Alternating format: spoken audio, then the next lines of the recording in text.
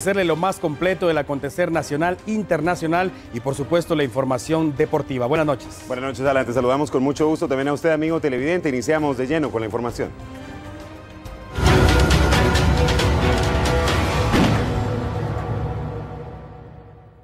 Bien, vamos ahora a hablar de la inseguridad que lamentablemente se vive en nuestro país. Es la realidad, hay que hablar de ese tipo de cosas. Hoy, 3 asaltantes abordaron una unidad de transporte en la ruta hacia el Pacífico. No se percataron que la muerte iba como pasajera.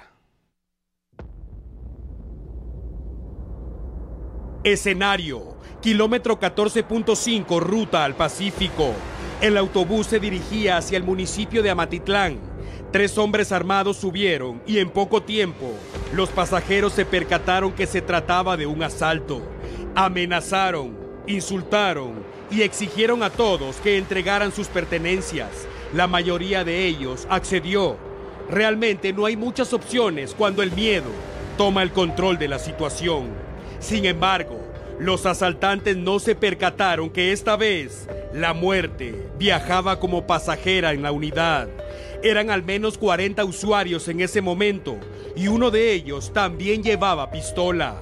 La desenfundó y abrió fuego en su contra. Los delincuentes lo superaban en número y se produjo una balacera en el interior de la unidad. Uno de los delincuentes falleció en el sitio. Otro fue trasladado al Hospital Roosevelt por los bomberos voluntarios, pero falleció minutos después de su ingreso por la gravedad de las heridas. Así las cosas en el país de la eterna primavera.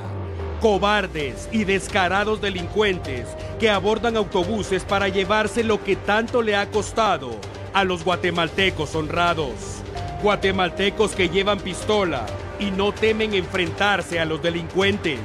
La policía pidió datos sobre el pasajero que repelió el hecho, pero la mayoría de usuarios se negó a ofrecer información por considerar que se trató de un hombre valiente.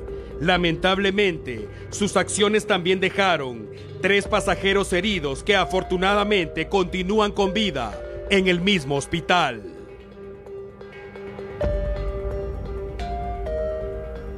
Permanecemos en Amatitlán y es que supuestamente por negarse a pagar extorsión fue asesinado el empresario Francisco Mirón, de 82 años de edad. Según versión de los testigos, en el lugar le dispararon cuando salía de su residencia en la Tercera Avenida y 6ª Calle del barrio La Cruz. Según las autoridades, no se descarta que el ataque haya sido ordenado por pandilleros que operan en el municipio, ya que la víctima era propietario de 5 locales comerciales.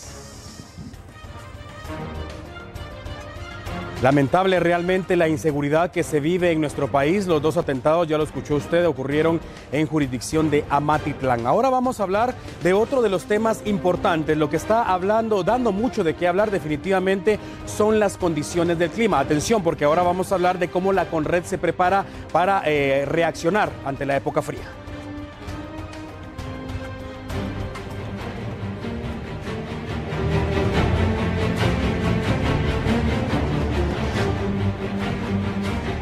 Entre 12 a 15 frentes fríos se espera impacten en Guatemala.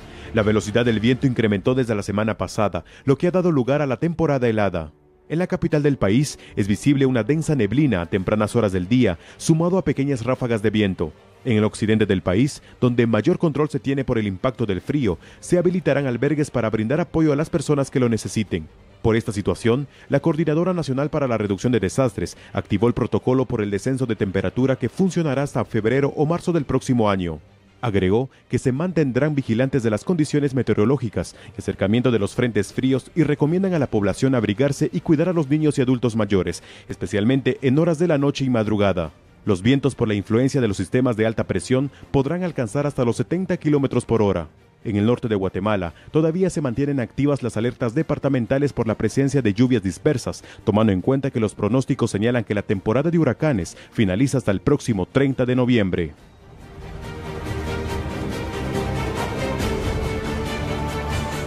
Importante hablar de las condiciones del clima.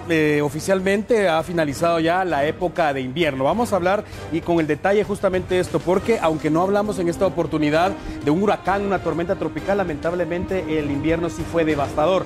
Ahí están los datos oficiales que ha ofrecido la Conred: 671 incidentes atendidos, 1.667 personas en riesgo debido a las copiosas lluvias y 4 personas desaparecidas. Además, en este invierno que ha sido de verdad muy fuerte para nuestro país, 420.711 personas han resultado afectadas de las fuertes lluvias y hablamos también de 11.802 damnificados en toda la República Guatemalteca. Alan. Sobre todo hay que recordar que el departamento de Alta Verapaz fue el más devastado, aunque también tuvimos la documentación de lo que ocurrió, por ejemplo, en Petén, en Izabal, en varias regiones del país que realmente sufrieron de inundaciones y destrozos por las torrenciales lluvias que azotaron nuestro país. 26 personas resultaron heridas debido a las torrenciales lluvias, 31 personas muertas. Esto es lo más lamentable, creo yo, definitivamente, 31 personas muertas debido a las condiciones del clima en este invierno 2017. Lamentable y alarmante. Además, evacuados, se habla de casi 40.000, son 39.137 personas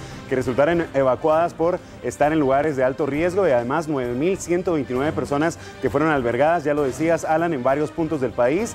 En la parte final de la fase 2 del invierno, en el Estor, por ejemplo, en Izabal, hubo muchas personas albergadas.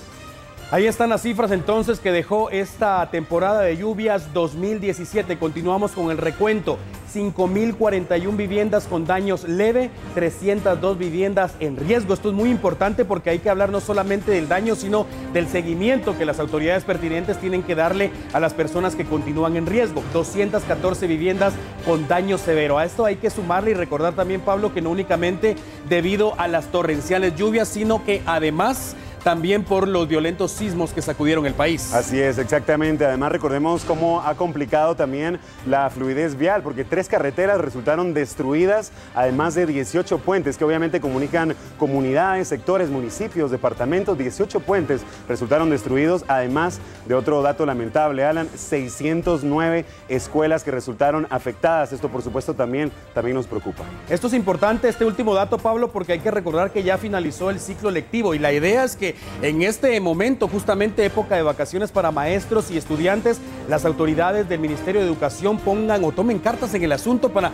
reparar esas escuelas y que el año siguiente pueda iniciar sin ningún tipo de problema, porque ya ha ocurrido en años anteriores que como finaliza el ciclo lectivo, realmente se muere en estos meses el tema de la educación pública y empieza a reactivarse justamente en enero, cuando los maestros y estudiantes llegan para intentar iniciar el nuevo ciclo lectivo. Lamentablemente encuentran las escuelas totalmente destruidas. Si bien es cierto también, Pablo y amigo televidente, ha dejado de llover ya de manera oficial, hay que recordar que sí podríamos tener o ser sorprendidos por algunas lluvias esporádicas, por supuesto, debido a los frentes fríos que van a azotar el territorio guatemalteco. Totalmente. Recordemos también, Alan, que esta temporada ha sido muy complicada. Las 2 fases del invierno han sido devastadoras para el país y en este mes de noviembre tenemos que conocer qué es lo que va a pasar, qué es lo que nos va a deparar el clima y el pronóstico para los próximos días. Correcto. Tenemos la participación ahora de Julio Sánchez. Él es portavoz de la Conred para hablar de lo que se tiene previsto, porque decía, finalizó ya la época de invierno, pero ahora se vienen las alarmas que puedan activarse en la época fría y es importante la capacidad de reacción de la Conred. Julio, buenas noches, gracias por atender la llamada de T13 Noticias. Imaginamos que ya están preparados con este plan de contingencia en el caso de los albergues, seguramente. Buenas noches una vez más. Buenas noches, Alan. Efectivamente, pues como también se ha realizado en cualquier otro tipo de incidente que la Coordinadora Nacional para la Reducción de Desastres, Conred, brinda una respuesta, pues la cual es por medio de protocolos. De igual manera se va a estar trabajando durante ya este inicio de la temporada de bajas temperaturas que se va a establecer en nuestro país dentro de los meses de noviembre hasta aproximadamente tal vez febrero o inicios del mes de marzo del 2018. Dentro de este protocolo, una de las primeras acciones que ya se tomaron pues es la manera en la que 12 albergues van a estar funcionando. Estos 12 albergues pues también van a estar contando con asistencia humanitaria, la cual ya está siendo preposicionada en las zonas, en los puntos estratégicos que tenemos como sedes regionales, para de esta forma poderlos movilizar inmediatamente. Como mencionábamos, estos 12 albergues que van a habilitados a medida que esta temporada vaya avanzando. También se podrían ampliar a más de ser necesarios, específicamente en las áreas donde en años anteriores se ha notado que hay mayor afectación, mayor cantidad de personas que necesitan este tipo de asistencia, personas que no cuentan tal vez con una vivienda con las condiciones adecuadas para poder pasar una temporada de estas de bajas temperaturas, la cual este año pues sí se van a estar percibiendo temperaturas muy bajas, sobre todo en el altiplano del país. Estamos hablando de que estos albergues estarían siendo ya habilitados en los departamentos de Quetzaltenango, Alta Verapaz, Zacatepeques. En el departamento de Guatemala van a estar siendo habilitados 3 albergues de estos. Como bien mencionabas, van a estar existe la posibilidad de que sean ampliados a más albergues de ser necesario conforme vaya avanzando esta temporada. Sin embargo, pues una de las primeras acciones es la habilitación de estos albergues. También pues las recomendaciones que son importantes trasladar a la población en general, que se abrigue adecuadamente en todo momento, sobre todo que pues se tengan especial cuidado con niños y adultos mayores, que en todo momento, si tienen algún medicamento que administrarse a consecuencia de alguna enfermedad bronquial, que lo tengan siempre a la mano. Una de las recomendaciones en las que hacemos también mucho énfasis es que si observan a alguna persona que pernocta en la vía pública, que se comunique inmediatamente a cuerpos de socorro para que esta persona sea trasladada a un albergue en el cual se le pueda dar una asistencia necesaria. Definitivamente es muy importante ese llamado a que todos estemos atentos y veamos personas que no tienen dónde pasar la noche porque se viene la época frío. Julio, rápidamente, tenemos 30 segundos más. La Conred prácticamente está en alerta siempre. En este momento es por las bajas temperaturas, acabamos de pasar la alerta por las lluvias, más tarde será por el verano y los incendios forestales. La capacidad de respuesta en este momento en cuanto al presupuesto de la Conred y la manera en que podemos comunicarnos con ustedes. Bueno, efectivamente, en este momento, como bien se mencionaba, ya la temporada de lluvias y huracanes en el país pues está por finalizar. En este momento se realizan unos monitoreos, sin embargo ahorita no hay algún incidente hidrometeorológico que pueda afectar al país. La capacidad que se tiene pues está dividida en 5 regiones, cuales se está preposicionando esta asistencia, y para cualquier incidente que se pueda generar durante esta temporada se pueden comunicar al número 119 de la Coordinadora Nacional para la Reducción de Desastres. Excelente, el 119, el número de emergencias de la Conred. Pablo, importante definitivamente activar los protocolos de emergencia. No únicamente es necesario que a veces en una empresa, en casa, tenemos que saber qué hacer todos, y sobre todo en este momento especial. A veces nos vamos únicamente a hacer el énfasis con niños y adultos mayores, pero realmente todos estamos expuestos. Hay que abrigarse de manera adecuada. Sobre todo hay que recordar que continúan las mañanas bastante cálidas como hoy, pero por la tarde, noche y horas de la madrugada la situación cambia de manera drástica. Totalmente, y a partir de este momento, ya como lo decían las autoridades, esperan más de 10 frentes fríos, así que también, como lo dice Alan, a salir de casa bien abrigados por las mañanas, porque las enfermedades respiratorias están a la orden del día. Vamos a la pausa, amigo televidente, gracias por su sintonía. Antes lo dejamos con noticias históricas. Ya volvemos. El 2 de noviembre de 1966 nació David Schwimmer, reconocido actor estadounidense. En la misma fecha, pero en 1991, falleció Irwin Allen, productor de cine conocido como el maestro del desastre. Y en 1895 se celebró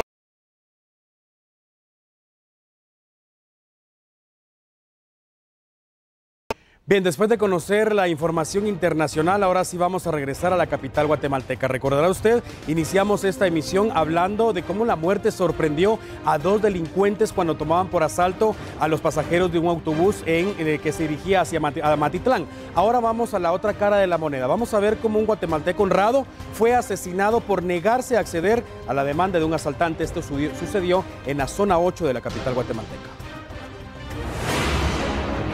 En la 6ª Avenida y 37 Calle de la zona 8 capitalina quedó el cuerpo sin vida de un hombre que aparentemente se opuso a ser asaltado.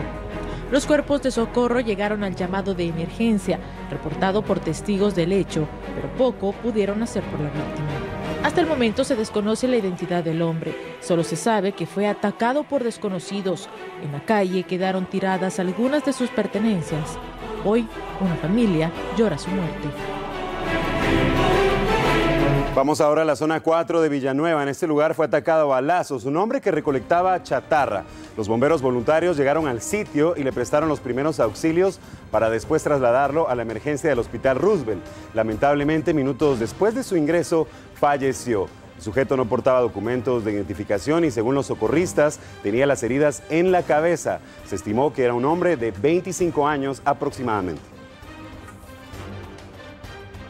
Bien, ahora vamos a hablar de las acciones efectivas de la Policía Nacional Civil en el interior de la República, específicamente en el caserío La Pila de la aldea El Sitio, Patsunchi, Maltenango. Las fuerzas de seguridad ejecutaron 5 allanamientos, logrando la captura de 3 hombres señalados de asesinato. Supuestamente estos sujetos lincharon a un hombre el 23 de julio del presente año. Los detenidos fueron plenamente identificados como Simeón Chiquitá Ixcay, de 48 años, Alfonso Chiquitá Tojín, de 39, y José Chiquitá Tojín, de 48. A los 3 hombres se les hizo saber el motivo de su detención y fueron llevados más tarde a prisión preventiva. Y todo parece indicar que los extorsionistas también están operando contra las empresas repartidoras de gas propano. Entre ayer y hoy, delincuentes han atacado a balazos a 3 camiones de este servicio.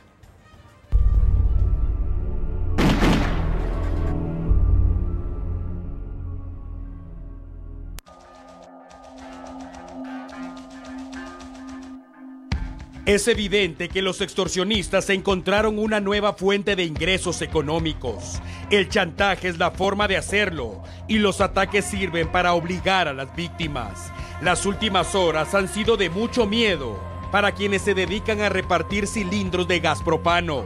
En menos de un día han ocurrido 3 atentados. El primero en la colonia La Florida. El hombre viajaba a bordo de un pick-up cargado con cilindros. Hombres a bordo de una motocicleta le interceptaron el paso y le dispararon, presuntamente por negarse a acceder al pago del dinero que le exigían. Falleció en el sitio. El segundo atentado ocurrió en Tierra Nueva 2, jurisdicción de Chinautla. En este caso, después del atentado, la víctima fue asistida por personas que fueron testigos y lo trataron de llevar en un vehículo particular a un hospital. Durante el recorrido, encontraron una unidad de bomberos. Los socorristas terminaron el traslado. Afortunadamente, continúa con vida. Apenas 20 minutos más tarde, ocurrió el tercer ataque. Esta vez, en la zona 10 de Misco, Colonia Pérez, Guisasola. El sujeto también repartía gas propano, pero las heridas fueron certeras y falleció en el lugar. 3 ataques contra repartidores de gas. 2 fallecieron. 1 sigue con vida y sus compañeros de trabajo tienen miedo de salir a trabajar porque saben que están en la mira.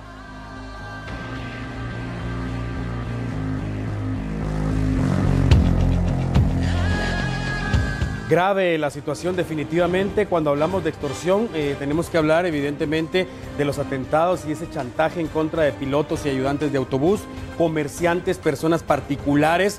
Últimamente hemos estado hablando también de ataques contra los operadores de camiones recolectores de basura, y ahora sobre estas personas realmente es muy preocupante porque estamos hablando de un producto que es básico definitivamente no solo para los guatemaltecos, en el mundo, el gas propano, y esto podría venir a afectar ese sector y que se pudieran incluso disparar los precios. Totalmente, Alan, es lamentable la situación en nuestro país, la inseguridad que se vive ahora, los extorsionistas que la toman en contra de los repartidores de gas. Es lamentable porque son guatemaltecos que cada mañana salen a buscar el pan de cada día, Alan, y lo hacen de manera honrada, trabajando, como lo decías, también al servicio de los guatemaltecos para que ocurran este tipo de cosas y estar prácticamente a rodillas por la delincuencia en el país. La forma de operar es la misma: abandonar un teléfono celular en los expendios de gas cuando se recibe la llamada. Es lo grave realmente, porque si no contestan las personas, en poco tiempo hay un atentado armado en contra de ese lugar para generar pánico, por supuesto, y obligarlos a que contesten la llamada. Importante también recordar, amigo televidente, que es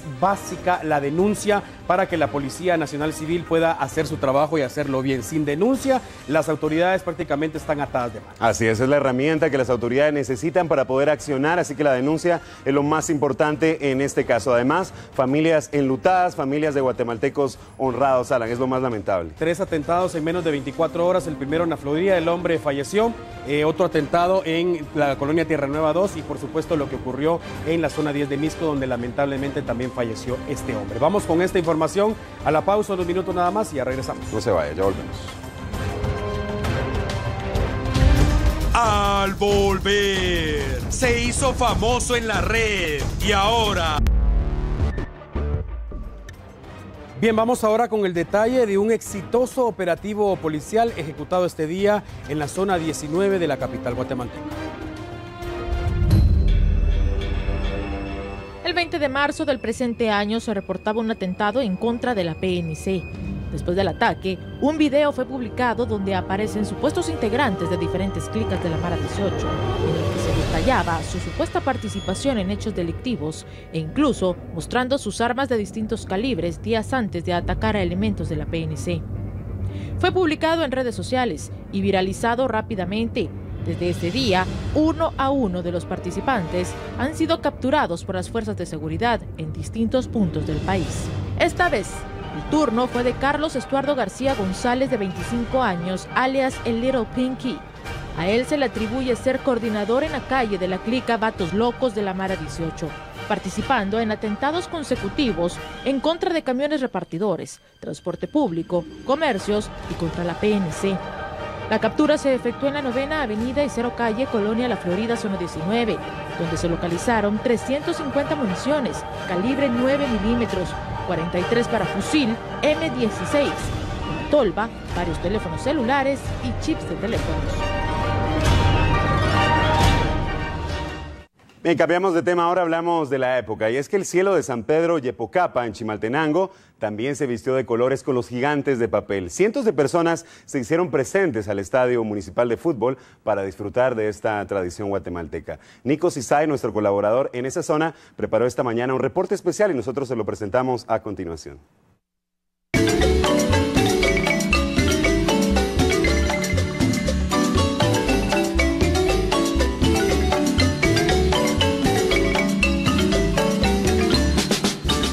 Muy contentos realmente de poder hacer este evento nuevamente.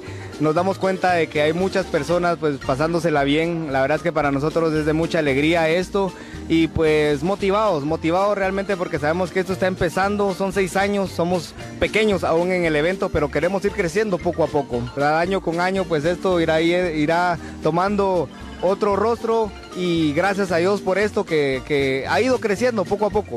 ¿Cuáles son los premios para ganadores? Bueno, en primer lugar tiene premio en efectivo, tiene un premio de 600 quetzales más diploma, trofeos, igual al segundo lugar. Tercer lugar, de la misma forma, son premiados económicamente y claro, también con diplomas y trofeos para todos los participantes. Pues nosotros no venimos con el deseo de ganar, no que participar, y como le he platicado a las personas que les ha gustado el dibujo que nosotros representamos, lo que se ha perdido acá en Yepocapa. ¿Cuánto tiempo se llevaron por realizar el barrilete? Pues fíjese que nosotros empezamos hace mes y medio, para elaborar este barrilete. Este fue nuestro reportaje en el municipio de San Pedro Yepocapa, con imágenes de nuestro compañero José Sujuy, reporta Nico Cisay. Continuamos con temas de la época y vamos a hablar ahora de una peculiar actividad que se celebra en el centro de la capital guatemalteca. Son 2 fechas al año en las que se abren las puertas de las criptas de un cementerio subterráneo ubicado en la Catedral Metropolitana, donde descansan los restos de algunas personalidades históricas. Estamos en las criptas de la Catedral, que popularmente conocidas como catacumbas, pero no son catacumbas, sino que es un cementerio cristiano. Aquí están enterrados arzobispos, obispos, canónigos, familiares de muchos arzobispos y que están enterrados aquí, gente laica, ¿verdad?, que no era cristiana, ¿no? Y también hay 2 personalidades que son 2 expresidentes de Guatemala, José María Reina Barrios y Rafael Carrera. Para algunos visitantes, se ha convertido en toda una tradición la visita cada año. Todos los años venimos con mi hermano y entonces hoy me dijo hay que levantarse temprano para ir porque esto cada año, ¿verdad? Entonces es importante venir a ver Aquí está el dueño de la colonia donde vivimos nosotros, el general José María Reina Barrios, ahí vivimos nosotros. Son las fechas más especiales para esto, ¿va? Porque desgraciadamente hay muchas personas que no lo aprecian, sino que más bien lo vienen a dañar. Este año se recibieron un promedio de 3.000 visitantes a las criptas. La entrada fue gratuita. Sin embargo, algunas personas dejaron una ofrenda al final del recorrido. Bien, continuamos en el contexto, pero ahora vamos al interior del país. Y es que el inicio del mes de noviembre trae consigo, sin duda, una serie de tradiciones únicas, como el vuelo de los tradicionales barriletes. Por ejemplo, en el departamento de San Marcos se habilitó la pista de aterrizaje para que las familias pudieran disfrutar de esta actividad. Sin embargo, uno de los factores problemáticos fue la acumulación de basura que dejaron los visitantes. Mucha atención. Muy lamentable definitivamente este tipo de actitud, amigo televidente. Es importante que hagamos cada uno lo que nos corresponde. Ayer, ya lo decíamos, muchos disfrutaron del fiambre, se quedaron en casa, otros salieron a ver los vuelos de barrilete y muchas personas, millones de hecho, llegaron a los Camposantos. Lamentablemente la cantidad de basura en esos lugares es triste realmente. Vamos a conocer la situación para saber cómo amaneció el cementerio La Verbena en la zona 7 de la capital guatemalteca. El cementerio La Verbena se ubica en la zona 7 de la capital y se estima que ayer asistieron por lo menos 400.000 personas. El Camposanto amaneció este jueves lleno de basura. Los camiones recolectores sacaron aproximadamente 20 toneladas de desechos. Pese a que se restringió la entrada de comerciantes al lugar, los visitantes lograron ingresar productos de consumo y arreglos florales. Esa situación provocó acumulación de basura que hasta los tragantes resultaron afectados. Francisco López, uno de los encargados del cementerio, comentó que todo transcurrió con normalidad el 1 de noviembre, salvo una persona que por algún tipo de emoción se desmayó, pero fue asistida de inmediato por cuerpos de socorro.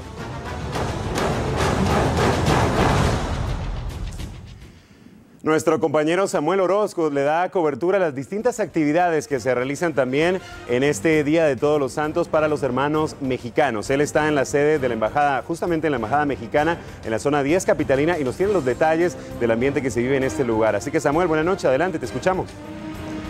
Hola, muy buenas noches, Pablo, y es que nosotros estamos aquí en la Embajada de México, donde se vive un ambiente bastante de compartir, y es que más de 1000 personas se han reunido en esta embajada para celebrar el Día de los Muertos, como lo hacen en México. Nosotros ayer estábamos celebrando el Día de los Santos, o también como otros lo conocen como el Día de los Muertos. Hoy es en México porque también se recuerda a aquellos pequeños, los niños que murieron.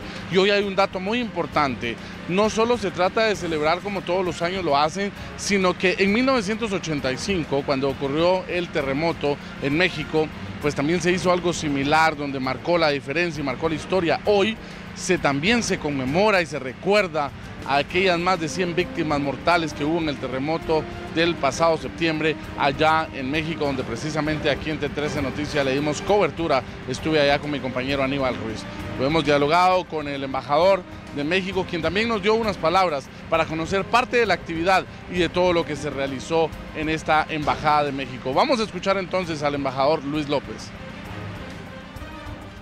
Son 2 fechas al año en las que se abren las puertas de las criptas de un cementerio subterráneo ubicado en la Catedral Metropolitana, donde descansan. Bueno, definitivamente entonces es parte del ambiente de lo que se ha dado a conocer aquí en la Embajada de México. Quiero comentarles entonces de que es parte de los murales, pero vamos a conocer ahora sí los detalles que daba a conocer el embajador Luis López.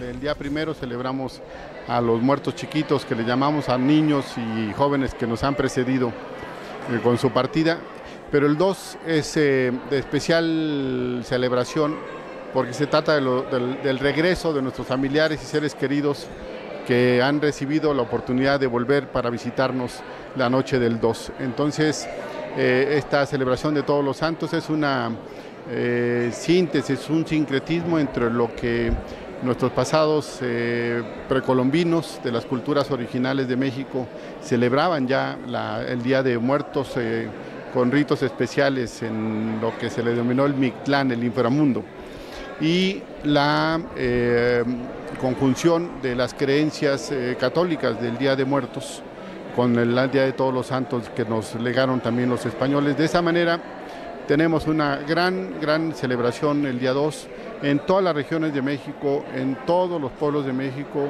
en todas las ciudades de México y en todos los hogares mexicanos siempre habrá una forma de celebrar la venida de nuestros familiares, de las seres que queremos. Y en esta ocasión en la Embajada, ya que es una tradición de año con año hacer una conmemoración de Día de Muertos, estamos haciendo una réplica de un pueblo mágico de México que se llama Mixquic, que está ubicado justo a las orillas de la Ciudad de México. Es un pueblo que ha conservado sus tradiciones y generalmente los pobladores de ese pueblo en la noche del día 2 celebran en las tumbas de sus seres queridos su regreso con comida, con música, con... Muchísimas gracias al embajador Luis López, quien nos daba esos detalles en cuanto a la cultura mexicana de nuestros hermanos mexicanos. La actividad aquí en la embajada aún no ha finalizado. Centenares de personas siguen llegando hacia este lugar, contándoles entonces que la gastronomía mexicana fue algo que se dio a conocer aquí, también los murales, las representaciones, esto pues es en representación de un pueblo en el que ahorita también en horas de la noche se está celebrando el Día de los Muertos. Veíamos en los murales cómo se miraban algunas tumbas de niños a las cuales hicieron alusión al momento de celebrarlo aquí en la Embajada de México, cómo se está celebrando en todas las embajadas donde tiene México sus acreditaciones y donde tiene sus diplomáticos. Buenas noches, Pablo. Regreso al estudio principal. Buenas noches, Samuel. Gracias por esta información, brindando todo el ambiente que se vive en la Embajada Mexicana, una fecha sin duda muy especial para nuestros hermanos mexicanos, y acá en T13 Noticias también hay un espacio para darle cobertura a estas celebraciones. Vamos a la pausa, enseguida regresamos con más información, no se vayan. Información ampliando otro de nuestros titulares. Un hombre en Argentina, cegado por los celos, rompió aquella promesa de respetar y amar a su pareja hasta la muerte y cometió uno de los peores errores de su vida. El impactante caso ocurrió en Buenos Aires, la capital del país. Mariana Denis era profesora de química y con su esposo Ricardo Ocampo Ayala procrearon 2 hijos que actualmente tienen 1 y 3 años. La información policial señala que la pareja discutió frente a los pequeños porque el sujeto aseguraba que su mujer quería dejarlo por otro hombre. Luego de varios minutos, Ricardo perdió la cordura y sacó su lado salvaje, golpeó a su esposa y luego la asfixió ante la mirada de sus hijos. Desesperado por lo que había hecho, el sujeto llamó a su padre para decirle que fuera a buscar a sus hijos porque había cometido un gran error con su mujer. Cuando los familiares llegaron al lugar, descubrieron que el acceso a la casa estaba cerrado y adentro los niños no dejaban de llorar. Cuando lograron ingresar, encontraron el cuerpo de la maestra tirado en el suelo. El hombre no estaba y ante la situación llamaron a la policía. La hija de 3 años reveló a los familiares que el papá le había puesto una bolsa en la cabeza a la mamá y la mató. Los agentes registraron el domicilio y en uno de los cuartos encontraron al sospechoso malherido. Ricardo Ocampo se había cortado las venas y el cuello, por lo que tuvo que ser trasladado de urgencia a un hospital.